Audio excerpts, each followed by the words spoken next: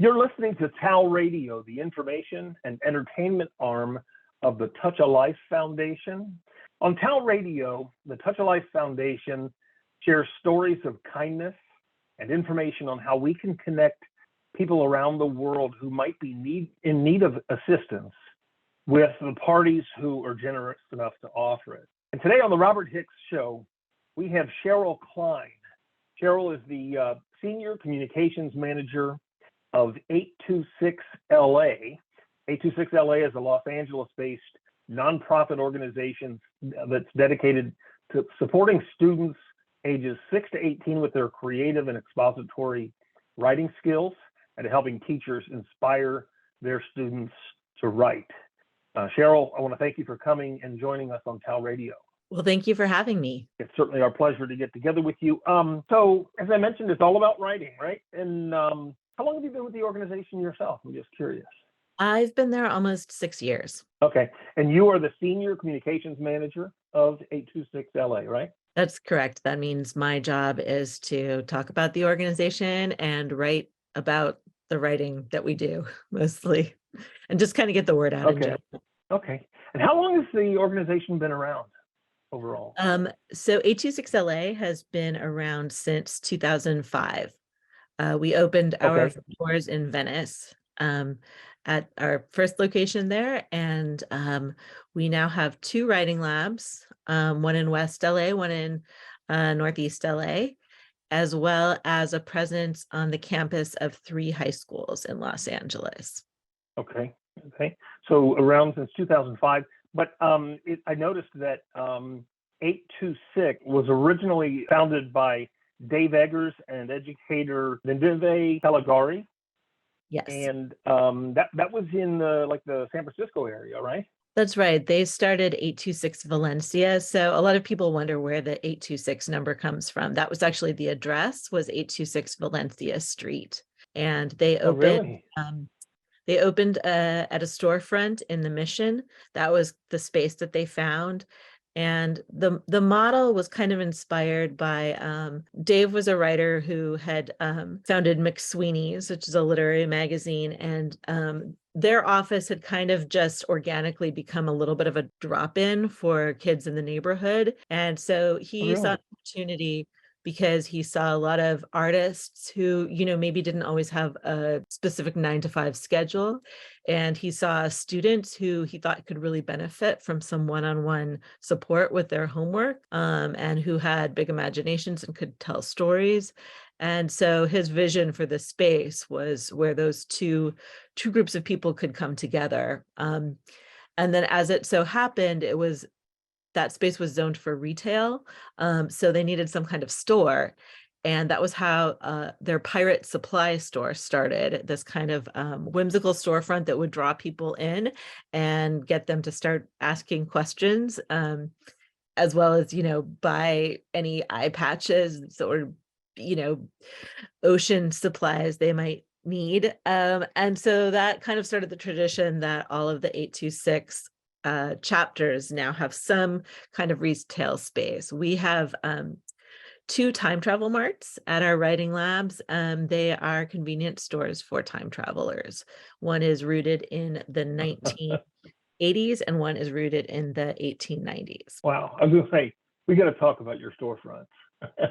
Here to answer as many time travel questions as I can. I saw the time travel thing and I thought, we got to talk about that. So really, what was the overall story that led to the founding? I mean, what was the problem? And by the way, we probably should state the obvious that 826LA is Los Angeles based, right? Yes, Los Angeles region. Mm-hmm. Yeah. Okay. And there are other chapters. We'll talk about that also in a moment. But so, what was kind of the original problem that they were wanting to solve? Kind of overall, like the overall mission? Sure. Yeah. The challenge as we see it is that, when we look at a school district like the LA Unified School District, which is the second biggest in the country, has hundreds of thousands of students, about 80% who are economically under-resourced, and the school district itself is under-resourced, meaning there's lots of really dedicated educators and administrators, but just not quite enough to go around. We want to supplement that. We want to help teachers do their work. We also, our 826 National Office did a study of a survey of teachers, the vast majority of whom want to teach and celebrate writing, especially creative writing, but really don't have the time or resources given what they're asked to teach and don't always have the training. So we kind of say, hey, we're here to help you. We're here to help the students.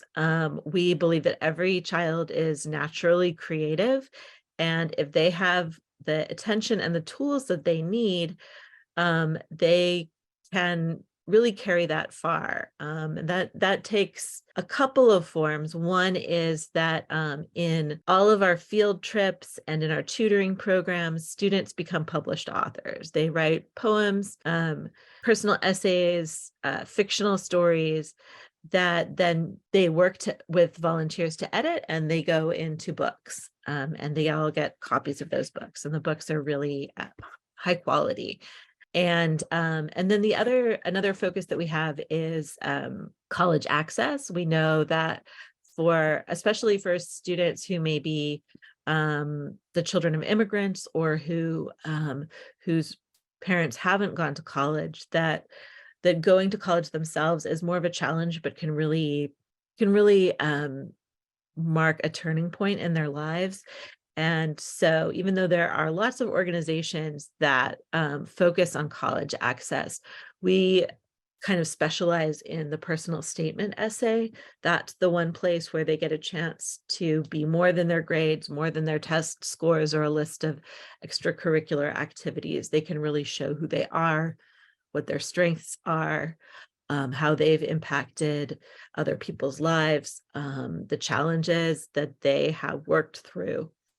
So we have a couple of big college access events every year. One we call our personal statement weekend, where students work intensively with a writing coach for about 5 hours. And we also have a scholarship day in the spring where they then kind of recycle those essays and work on getting money to pay for college, because that's the other big piece of it in this country. Yeah, it's very interesting. And by the way, this kind of hits the nerve for me a little bit, because I went to a Catholic elementary school that they really drilled the language arts into you. Didn't like it so much when they were doing it, but I'm so thankful for it now. It's truly one of the greatest skills you can have, the communication skills, whether written or spoken or whatever. But anyway, I'm so thankful for it right now. And there's a number of things that really struck me. I fashioned myself just a little bit of a writer, not published or anything like that, but I have an appreciation for people that want to write. And one of the things that I liked when I was looking at the website for 826 LA is they mentioned that it's all about empowering the students to tell their story as only they can. Because like you say, some of the circumstances that they're under are circumstances that not all of us can relate to, right? Yeah, exactly. And like you said, we're not just here for people who want to be professional writers necessarily, but we do think that writing is power. It's it's the ability to communicate. And when you're able to tell your own story, you are kind of taking it back. Other people aren't going to be the ones who are going to try to do it for you, or at least they're not the only ones. We live in a city that is where the home to many creative industries. We have a big writers' strike right now, which I think drives home the point that the writers who are on strike are making, is that writing is central to our culture, to our entertainment, to the way that we understand ourselves as human beings, and we don't want to sell that short. So in Los Angeles, I think there has historically been a bit of a separation between the people who live and grow up here and sometimes the people who work in the entertainment industry. But we think there's a real opportunity in coming generations to close that divide and to let people know that they're the ones who should be telling their own stories. Yeah, and I was looking at some of the statistics that your website references, that things like in LA school district, over 85% of students qualify for a free or reduced price lunch, making them less likely than their middle and upper income peers to meet or exceed English language arts assessments. And even later in life, in California, 23% of adults are struggling with basic literacy skills, according to the World Population Review. I mean, that's amazing to think how much you could help these people by starting with them young. Yeah, I mean, I think that, the schools really emphasize reading, which obviously is really important. But I think in trying to, in some of the pressures that they have, especially during and post or pseudo post pandemic, just the lift that schools have for supporting students in a society that doesn't offer a lot of support is incredibly challenging. So we're trying to supplement that. I believe I think it's at least a third of students in LAUSD say that they don't have a nice quiet place to study and do their work at home. So in our tutoring programs, we have these centers that are warm and friendly and not always totally quiet, but definitely the chatter that's going on tends to be creative and supportive and about learning. So, in Los Angeles, there's a housing crisis. As you noted, a lot of students their families are struggling economically, and those things they add to the pressure and they add to the stresses that students are dealing with on top of the just normal stresses of school. So to balance that out by having a trained volunteer in their corner saying, you could do this, we're going to make the space for you to do it, putting time into this work is valid and a good use of your time and will serve you well in life. And you deserve the joy of writing too. As important as writing is, it's also really can be fun and celebratory. And every time students publish a book, we have a release party for them where their families or teachers and our volunteers are invited, and they all get a copy of the book, and we have snacks and we applaud them and we post about it on our social media. So, we want to let them know, like, you're a published author. That's a big deal. And we want to hear your story. Yeah. And there are a couple of things I wanted to mention to our listening audience, because our listening audience is not only, California or US based, it's actually potentially a global audience, obviously, because of being an internet-based program. But I wanted to mention a couple of things to our listeners, and we'll talk about this in a moment, but how even our listeners can participate somewhat and get involved in seeing some of these written works. First, I wanted to mention, though, that as we mentioned, 826 LA is part of 826 National, which is still headquartered in San Francisco. But so there's an 826 LA, Los Angeles. There's also an 826 Boston, 826 CHI, which I believe it is Chicago, 826 DC. There's one in Michigan, the Ann Arbor, Detroit area, it looks like. MSP, which is Minneapolis, St. Paul. There's also one in New Orleans, one in New York City, and the Valencia. So really, we want to encourage our listeners to not only love for them to help 826 LA, but if you want to do something a little bit more local or a little bit more regional to you, this organization does touch you very nearby, and that's kind of key. Wanted to talk a little bit about who you help and how you help them. In other words, like, I understand as far as who you help with the writing skills, it's students ages 6 to 18. Is that correct? Mhm.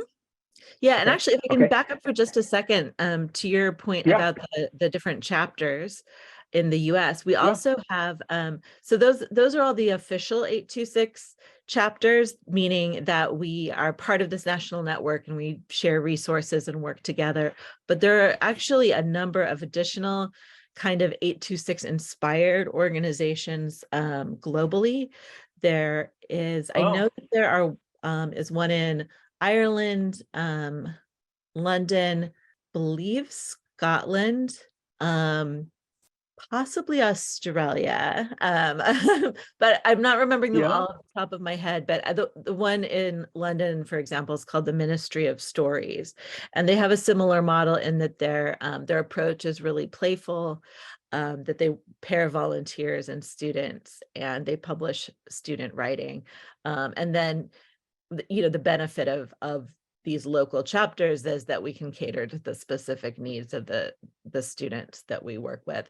But if people go to 826national.org, there is, I believe, one of the pages on that website kind of lists out some of the international organizations too that have a Yeah. Okay. Okay. And all the uh, information that I was looking at was from the 826 LA site. So I'm really glad you brought that up because, like you say, the reach is global. mhm. By the way, I want to remind our listeners that we are speaking with Cheryl Klein. She's the Senior Communications Manager of 826 LA, an LA, California-based nonprofit organization dedicated to helping students with their creative and expository writing skills and helping teachers inspire their students to tap into their writing capabilities. And also here at on TALRadio, TALRadio is a part of the Touch a Life Foundation. And I should mention that the Touch a Life Foundation is a registered 501c3 nonprofit organization that was basically founded on the principle that helping others is good for society, sort of that give back mentality. And we leverage technology and applications to connect people in need with organizations that organizations or individuals that are willing to give. I want to encourage our listeners, go to the there is an application, a mobile app for your phone that was created for the purposes of giving, and it's actually called TAL, T-A-L, Touch a Life, TAL Giving app. If you go to the Apple Store or the Google Play Store, you can download that app, you can register to be a recipient of help or a donor. Some organizations might be both in different areas, whatever. But anyway, we do want to encourage you to get the TAL Giving app, and hopefully you'll make the connection with 826 LA through that. Yeah, thank you. I really appreciate what the foundation and this show are doing in terms of connecting people, because there are a lot of nonprofits out there and also a lot of people who need help. So it's great to have kind of an intermediary in that. I think Yeah, you've been asking how we help students, sort of our yeah, approach. Yeah, that's a yeah. great question. Um, we have several programs and they all sort of support student writing in different ways. Like I mentioned, we have our college access work, which is really geared toward the specific questions on the UC and Cal State college applications, as well as there's sort of a standard private school application now that most private schools in the US use. So that's, a pretty specialized curriculum. And Mm-hmm. then we also, in our field trips and workshops, we have several, but I would say what they all have in common is they talk about the elements of a strong story or poem. Um, Things like character, language, description, sensory details, conflict, Mm-hmm. to sort of give students the start, but then also encourage them to kind of run with it and make it their own. We definitely believe that there are no right and wrong answers when it comes to creative writing. We don't focus on spelling and grammar and punctuation. Those things have their place. And in the editing process, before we publish, we do work with students to tidy that up, but we don't want it to stand in the way of saying what they want to say. Yeah. And then in our tutoring program, we help students with their homework in all subjects. So that includes, that includes math. So people who don't consider themselves writers, but who are maybe, stronger in the STEM fields, they also have a place at 826 LA. We try to be Uh-huh. interdisciplinary. And then, sometimes we'll have workshops. Like, for example, we have a partnership locally with the Hammer Art Museum. And so in that workshop, students will write in response to works of visual art, and they'll work with local teaching artists. So people who have a background in writing and or the visual arts who kind of lend their expertise. Um, and then I would say that the other two other things, I guess. One is that like our mission says, we really believe that a key part of learning is that one-on-one support, that students who, may not easily fit into kind of a one size fits all like classroom setting. If they have Yeah. somebody who can really meet them where they're at, we think that they're going to do well. And then we also should add that we have a resource called 826 Digital that includes a lot of creative writing curriculum that teachers, tutors, parents, anyone can download for free. All you have to do is register your email address. And so that can give people kind of a taste of the type of exercises we have that bring forth student creativity. Yeah. So many ways that you're helping people. And by the way, you mentioned the word, these services are free to the students, right? Everything we offer is free. Which is amazing. And I mean, if you sit there and say to yourself, why do they need assistance? Why do they want donors and participants? I mean, that's a key part of it. But, and also, too, something we didn't mention earlier, you're also in your location heavily impacted by immigration of various types, too. So you have a lot of people that come into this country and need special assistance in adopting the language if they haven't, so a lot of people that, as they call them, English language learners. Yeah, so that's you guys right. are helping to facilitate About that. 20 something percent of our students are identified as English language learners. And that can include students who may have been born here, but English isn't the first language in their household. So it's not the language that they speak at home necessarily. And it also includes some students who are immigrants themselves. Like we have a group of students who are in the English language learning class at Roosevelt High School, which is one of our partner schools in East LA. And most of them are immigrants themselves. And they all read a book called Seed Folks that is about how a community garden brings people together. And then they wrote kind of the essays they wrote are really interesting because they're kind of a combination of their own personal stories. So like creative nonfiction combined with fiction, because then they've sort of imagined their own community gardens. And the stories are really moving because, I mean, not only are they, writing in a language that's relatively new to most of them, and they have stories of coming from other countries and just facing entirely new circumstances, sometimes being separated from family members, which is just a lot to take on as a young child or a teenager.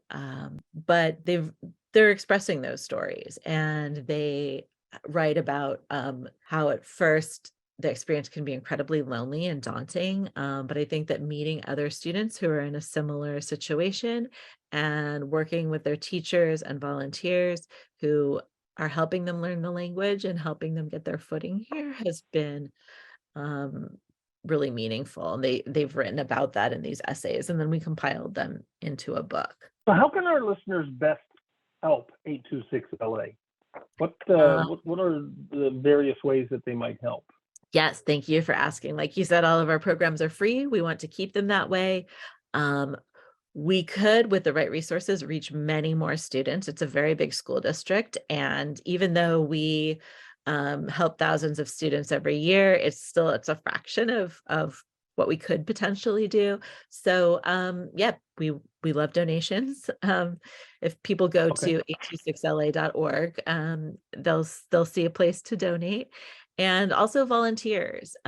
We especially want volunteer support from people who of people of color, because we know that it's meaningful for students to work with people who look like them, and we work in very diverse communities. We really welcome senior volunteers. We've had some of our most consistent volunteers have been retirees, sometimes retired teachers, sometimes people who retired from other industries, but just, really want to work with young people. And yeah, volunteers from creative industries, but again, like I said, all walks of life. So, if people are, whatever your strength is, we will put you to work. Yeah, no, so you mentioned that there's a number of ways to donate, whether it's your time or your money.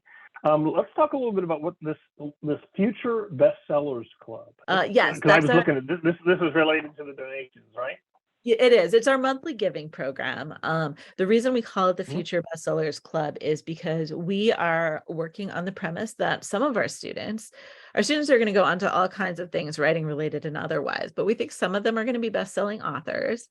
And how cool would it be to read their very early works? So people who sign up to join at, as little as $10 a month, will get examples of student writing in their inbox every month. Or if you sign up at a higher level, it will mail a book to you. And it's fun because, if you think about all the all the junk that we all have in our inboxes every day, if you come across a story about like a human French fry who really wants to save the world from an evil dragon, like that's probably going to be the coolest thing in your inbox that day, and you'll get to see Yeah, like a specific example of the work that your support is doing. and that's really neat to actually receive either examples or, as you mentioned, there's $10. You get the inbox thing with some examples. 25 or more a month, you get a printed copy of one of the chapbooks. Is that what they call it? Yeah, and it's just And basically a then small book. Okay, and then $50 or more a month, you actually receive a copy of the Young Authors Book Project, which is an annual publication in addition to the benefits mentioned earlier. So you get some stuff back. It'll feel good to get some of that stuff. But do you know how many people there are in your organization, 826LA specifically? Yeah, I think I've we got have. some statistics I saw on the nationwide that didn't see on the 826LA. Oh, just how many people who work for the organization, or how many volunteers, or Yeah, those kinds of numbers if you uh, have them. yeah, we have. I believe we have 23 staff members right now, and Okay. we're hiring for a couple of spots, so plus or minus. But Okay. and this year we've had, I want to say it's about between 400 and 500 volunteers who've Okay. supported our programs. As I was saying, the 826 network, they're talking about, I saw some of the statistics there, that there are about 470,000 students are touched each year by the 826 digital that you mentioned, Mhm. as well as through the 9 chapters that we also mentioned, but almost 2,000 volunteers across that whole organization. That a lot of people working hard and doing great works. Really neat stuff. So if people wanted to connect with 826LA, let's talk about some of the ways that can be done. Because I noticed it mentioned that people can come see you in person. Now, this is where we get into the time travel mart visit. What is that time travel mart? I want to go somewhere. It's a convenience store for time travelers, so it meets all your time travel needs. whether that is, materials to fix your time machine, or artifacts from the past and the future. We sell dinosaur eggs, we sell robot milk, we sell mammoth chunks. Um, we also sell a lot of books there. So books by students, and also books by well-known authors, especially if they have a time travel or science fiction kind of theme. It's a really good gift store. Like if you're the kind of person who loves to linger in museum stores on the way out of a museum, you would probably enjoy shopping at the Time Travel Mart, because That's um, me. That's me. it's just like a sort of nicely curated store where you're going to find really one of a kind gifts, or gifts for yourself. And Yeah. we work with local artists and companies to make those products. So that's another place where we welcome volunteers. If you want to design products for the Time Travel Mart, we will Yeah. put you to. Okay. Well, and I hadn't even thought about the potential that I might have personally a time travel system. What do you want to call it? A tune-up that I'm past due for. So yeah. But anyway, that sounds cool. But also connecting with the organization through the phone. People can donate over the phone by calling 213-413-3388, and you just have your credit card ready. You can donate that way. You can mail a check to the organization. 826LA is the address is on their website. It's in 1714 West Sunset Boulevard in Los Angeles, California. There are even non-financial ways that you can make donations where the organization has a wish list, right, of things that you need or desire. Yeah. Mm-hmm. I saw where you covered everything from card donation, planned giving. Some people want to do something related to their will or some kind of legacy thing like that. And then you've also got the subscription to the Future Bestsellers Club. So all kinds of ways that 826LA can be helped out. So do you have any events coming up that you guys have events that others might want to participate in? I'm not sure if it's an appropriate question, but I thought I'd ask. No, it's a great question. So we have a lot of events for students coming up. Our closest programming event is our what we call Right On Summer Camp. And so that's in July. People can sign up for that, or sign their kids up for that if they're interested. Mm-hmm. We also have, in terms of events for adults, we usually have a couple of what we call in conversation events, where we'll have an author or two authors who talk to each other, and people who are supporters of the organization will come and be the audience. And we also invite students to those. And we don't have any on the calendar yet, but I would encourage people to stay tuned. We'll probably have some in the fall. Okay. And that website again?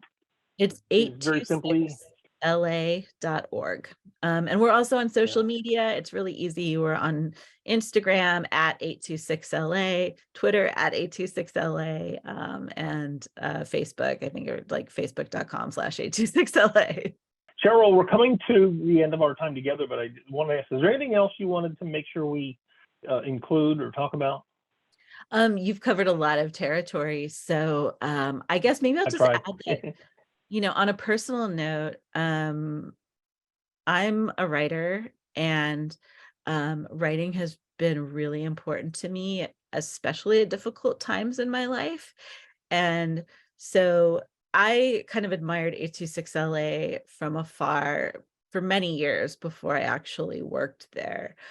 So I feel pretty unbiased in talking it up, because our students are really the creative ones, and we just try to sort of open doors to help them access that creativity, and it's really fun. So I think that there's so many ways that people can get involved. We also, on our website, there's a section called Virtual Hub that just has digital copies of all of our books. So if you just want to read some things that students have written, you can do that at the click of a button. Yeah. And my guess would be we would probably be surprised by what we read. I mean, just because Lots of surprises. kids are amazing. And Yeah. so you are. We've also learned not only are you a time traveler, perhaps, but you're a mind reader too. Because my final question every time I do an interview like this is, Cheryl, what we talked about all the organization and all that, but what does this do for you personally? How does it make you feel to be a part of it? And you kind of started to answer that, but if there's anything else you want to add to that. Yeah, well, that was, sort of why I got involved and why it's important to me. But I will say that just in terms of, I think like a lot of people going through a pandemic where I was working remotely. I mean, I'm still working remotely a lot of the time, but some of my best days are the days that I am helping out in a student writing workshop or going to a reading where I get to hear what students have written. Because I think it really renews my faith in humanity and the future and education. I think that, when we're all doom scrolling, we can just get so bogged down by the very real problems in this world. And I think that working for and with students and the other people, the educators and the volunteers who are also supporting them and the students themselves, just really makes me believe that, okay, there are people out there every day in small ways. I mean, I'm sure that, this because you interview people who are doing all kinds of work in their communities all over the world. Yeah. To be like, okay, there's people who are, nobody's fixing the big problems on their own, but there's a ton of people who are fighting the good fight. Got to call you on that. Did you actually say doom scrolling? I've never heard that before, but that's exactly what it is. Every day of our lives. I didn't make it up, but yeah, it's just like one of those internet phrases. But yeah, just, you scroll through your feed and you see so much that is disheartening and depressing. So yeah, the removal of hope in just a few minutes flat. Yeah. That was good. I like that expression. Anyway, so as I mentioned, our time kind of has come to a close, but it's really been enjoyable to chat with you. Again, we've been speaking with Cheryl Klein, a senior communications manager of 826 LA. One of the reasons why I always ask, how does this make you feel, is because I, at the end, like to say to our listeners, you can participate in that. You can be made to feel, as Cheryl just articulated, by contributing, donating, becoming involved in some way with 826 LA, the 826 National, and organizations like that across the country and globally. And I think that's really special because I have to tell you, my doing interviews like this has turned out to be pretty special. I mean, I really do enjoy it and get a feeling that I don't get anywhere else. Yeah. So it's really been fun. Yeah. Well, thank you so much. Anyway, you are very welcome. Again, Cheryl Klein from 826 LA. I'm Robert Hicks, and we do want to thank you, our listeners, for spending time with us today. Most of all, we want to thank you for your generous nature in following us at TALRadio and the Touch of Life Foundation and supporting our objectives. We do hope that you'll stay tuned with us on TALRadio for additional uplifting stories. And again, I thank you for joining us. I hope you stay safe in all that you do. Take care, everyone.